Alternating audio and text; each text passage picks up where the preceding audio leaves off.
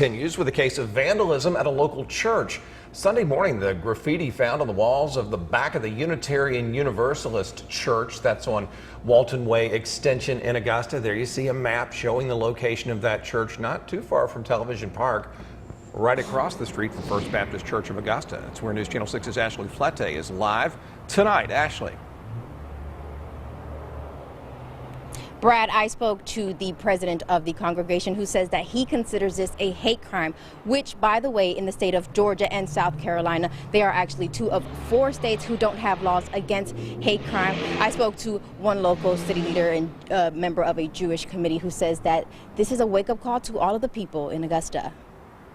A day after church leaders discovered graffiti, some of which was anti-Semitic, one local Jewish leader says it's a wake-up call to the people of Augusta. If it happens to one of us, it could happen to all of us. And so I think it's very important that we speak out. Silence is not an option. Nathan Jones is a member of the Jewish Museum of Augusta board.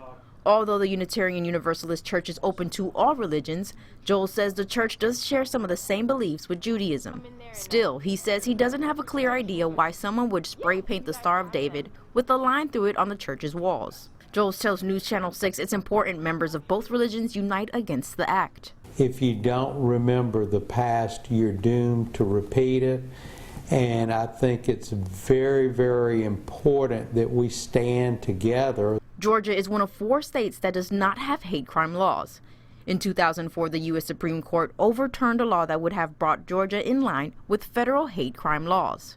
A bill that would strengthen penalties for people convicted of hate crimes is making its way through the state legislature. It's expected to be voted on in 2020. Joel says it's time for lawmakers to make changes. But certainly I think the legislation is very much worth looking at. I would appeal to our local legislative delegation in Atlanta to take the lead on this and to speak out and to make a difference. The Unitarian Universalist Church is known to be a liberal religious voice in the community. The president of the church, Andy Reese, says this can be scary for some. Our bedrock principle is the inherent worth and dignity of every person, no exceptions.